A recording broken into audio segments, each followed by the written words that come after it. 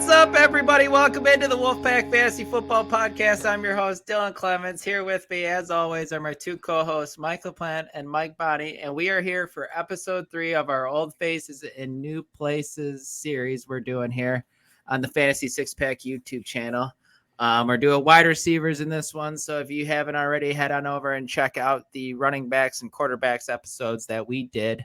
And while you're over there, guys, smash the like button, smash subscribe if you don't already, and head on over to fantasy6pack.net/plans and check out our memberships we got going on. We got award-winning rankings over there, and the best part is joining in on the Discord, joining in on the fantasy football discussion, fantasy baseball discussion, whatever you want, guys. We're talking it there, so make sure you join our plans and check it out. It's awesome.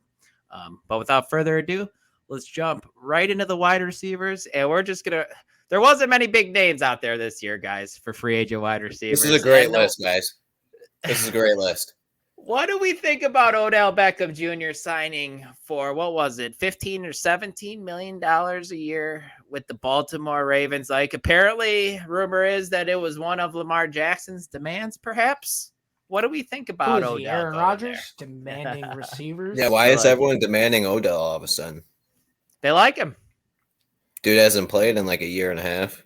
He did produce. He was nice down the stretch with the Rams. 2 years They ago. also had Cooper Kupp taking away most of the stuff. They don't have that in Baltimore now, unless you think Rashad Bateman progressed into Jesus within the 6 months.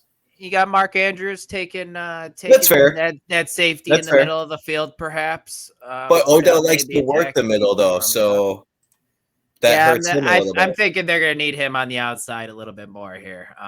LaPlante, what's your Which take is on unfortunate for him.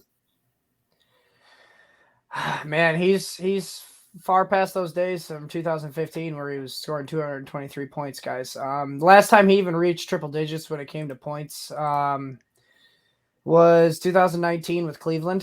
He did get 201. I mean, I take that back. I was looking at standard numbers here. He did get triple digits with the Rams, but he barely got it with 129. But the last like good season he had was with Cleveland, where he finished with 201 fantasy points. I don't know, man. There's too many injuries here to a guy who relies solely on his speed and route running. 2 ACLs, man. Yeah, to get open. Yes, I think a fractured ankle.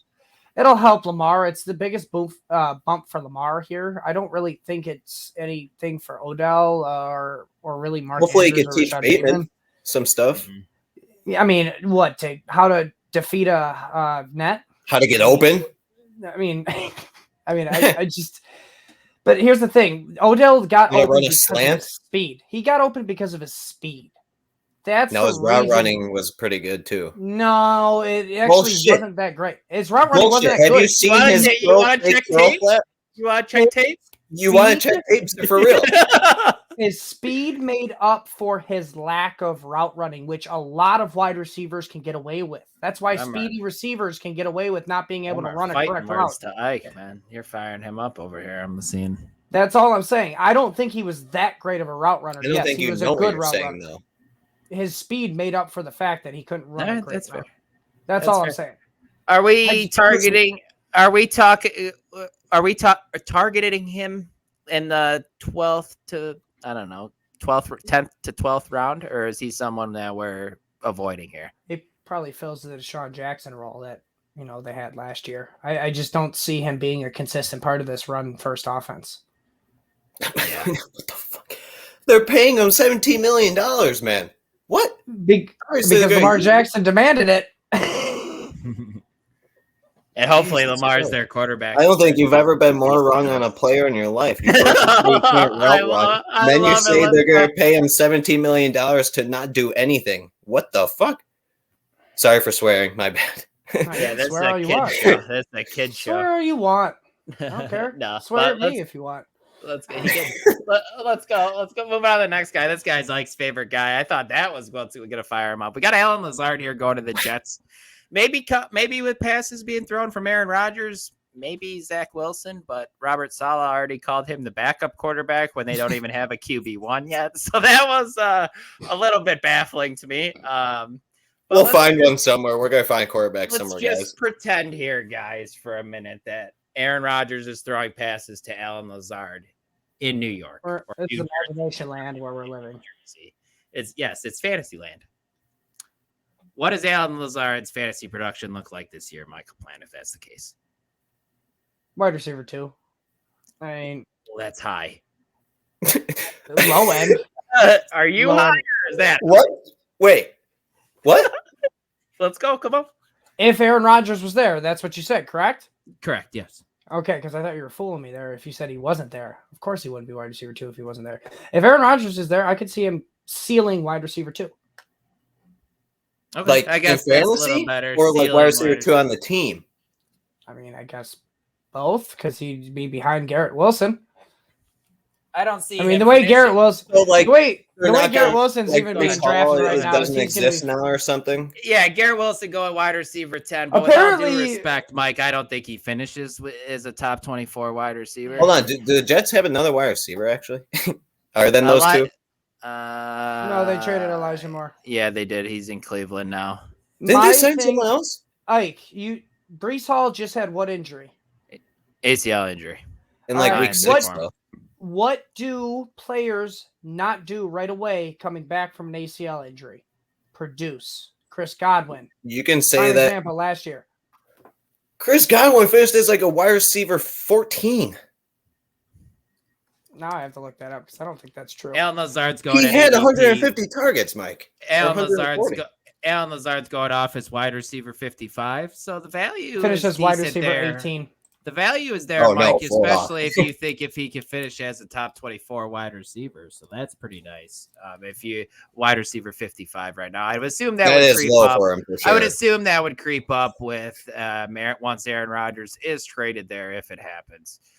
How come they're putting in Garrett Wilson's for Aaron Rodgers, but not Alan Lazard's? That's true. Garrett Wilson, wide receiver 10 off the board right now, guys. We're going off best ball consensus over on Fantasy Pros, wide receiver 10. Because Garrett Wilson did it last year. Right now. He has shown flashes, but we've also seen in the past that Aaron Rodgers needs chemistry with his wide receivers. He needs to know where you're going to be on the field at all times. And I don't know if Garrett Wilson will do that with how young he is. That's why Alan Lazard's there. I could have swore they said I'm gonna say something that's gonna piss off Ike, but Garrett. They got Corey Davis. That's Garrett Wilson. Clearly, you have no idea what you're talking about. I'm sorry. I do think it because that's the reason Garrett Wilson got drafted so high is because he is a great route runner. They also have Corey Davis. We did forget about Corey Davis. Yeah, they do have Corey Davis. He's the other receiver. Supposedly in speculation to be in the trade, though, if Aaron Rodgers does get traded. Interesting. We'll go ahead and jump over to the next guy here. Another barn burner, Jakobi Meyers. Leaving the Pats and going to the Raiders. What do we think about him going here? He played the slot 51% of the time with the Patriots last year. But, guys, they already have a slot receiver in Hunter Renfrow in Vegas. He lined up in the slot 81% of the snaps. So do they plan on playing Jakobi Meyers outside permanently? Or what are we thinking here? That's awful. That's awful then. Fit him right in the they move Hunter Renfrow from his spot? I don't think they will, but I hate that for Jakobi Meyers. And if that's the case, I want 0 of him. He chased the money, man. That's all he wanted. No. I think the Raiders wanted to pay him the bag for giving him that game last year. that was actually pretty funny. Yeah. I think that's the reason why. Because I can't explain why they signed him after having Hunter Renfrow. They're probably going to fit him into the Mac Hollins role. I mean, he's probably going to see around 90 to 100 Mac targets. Was a field stretcher, and that's not really Jacoby's game either. That's why it's such a weird fit. And I don't want to sound like we're bagging on Jakobi Meyers as the player, because obviously we've seen him produce in New England, but it's just not really a good fantasy fit here. If Derek Carr was still there, I'd like it more. Yeah, with Jimmy Garoppolo. There's outside of Devontae Adams, there really wasn't a wide receiver that you really wanted in this offense. It would have been okay with Hunter Renfrow late because of the slot snaps and because but he still wasn't good enough to play. He still wasn't good enough to play though. Now Darren Waller being traded, this might, it's probably going to free up some targets here. Yeah, obviously for Jakobi Meyers to be more of a a feature to this offense because I don't see Hunter Renfrow, especially now that Derek Carr's gone, being a feature to this offense like he has been in past. Yeah, I really do wonder if Jakobi Meyers can consistently win on the outside as a wide receiver. We'll see. We'll see. He's not someone that I'm going to be too interested in. But he won't have the safety. He won't have the safety over the top because that'll be Devontae taking that. What'd you say? Where is he going? ADP wise. Yeah, probably 40s, honestly. Oh, yeah. You already said it. It was like 46, I think. Yeah, 49. Yep. 40s. Next guy who actually is taking over for Jakobi Meyers in New England. We got JuJu Smith-Schuster leaving the Chiefs, heading on over there. ADP going at wide receiver 47. I don't hate it. I get why he's going there. Mac Jones or Bailey Zappi throwing him the football. Don't love that. Definitely downgrade. I know we liked JuJu last year heading into Kansas City, but are we flipping our perspective here now that he's in New England? I'm assuming he's going to play a slot, right? And he'll probably play the Jakobi Meyers role, and we like Jakobi in New England, so we should like JuJu enough in New England as well. Mm-hmm. I mean, but he's only 46 is fine. You can take that as your fourth wide receiver. Why not? Yeah, but you're not. I'm not taking him inside my 3 wide receivers. No. If you're looking at him taking the Jakobi Meyers role, you're looking at 96 targets. Woohoo! That's probably his lowest he's ever seen. Mm-hmm. And you're looking at maybe 60 catches there on those 96 targets or something for 800 not yards. Many touchdowns. 800 yards, 5 touchdowns. No, come on, 60 catches, 600 yards, because he doesn't get more than 10 yards a catch. He's probably under 10. I'm really intrigued to see this offense, though, because, I mean, now that they actually have some offensive coordinators in it, they let Damian Harris go. They just got Ramondre Stevenson. They signed, Gesicki. We'll talk about that and, the tight end episode later to give you more detail. But I'm very intrigued to see how this offense works now in comparison to last year. Yeah, jumping over to the next guy or guys here, we'll talk about the whole Carolina wide receiver core, I guess. We got Adam Thielen and DJ Chark, guys, going over to Carolina. Adam Thielen leaving the Vikings. DJ Chark leaving the Lions. Let me just ask you guys this. Who would you rather have, Adam Thielen, DJ Chark? Is it gun to my head? Because it's neither. DJ. If it's not gun to my head. Pulling a hypothetical gun? I'm a therapist.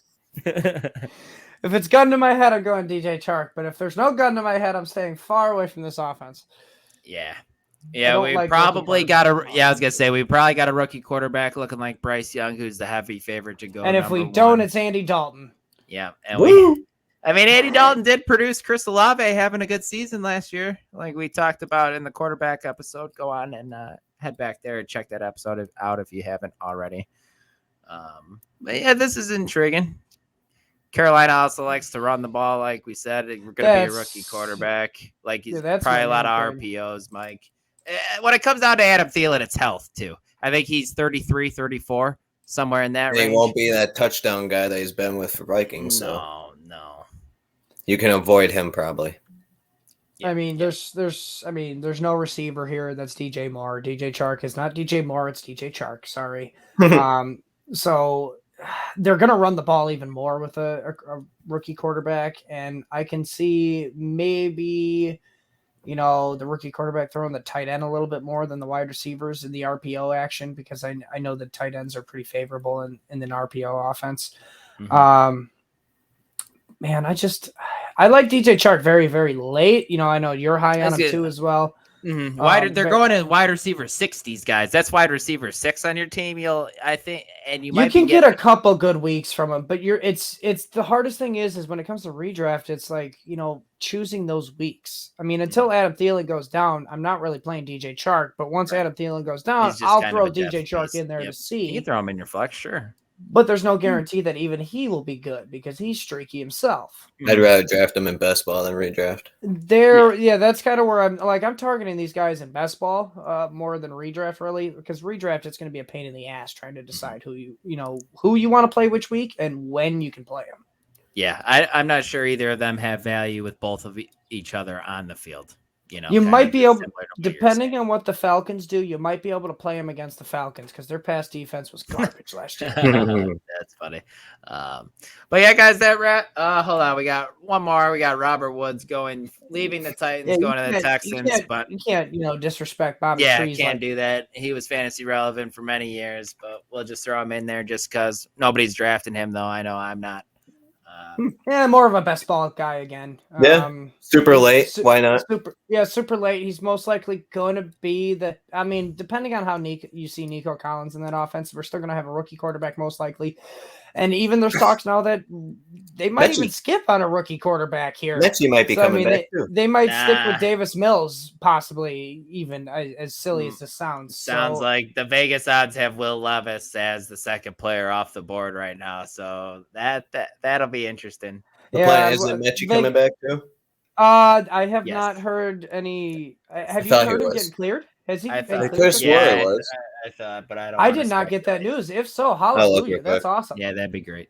But yeah, guys, that wraps up our wide receiver episode. If you haven't already, please smash that like button. Please subscribe to the YouTube channel. We appreciate that.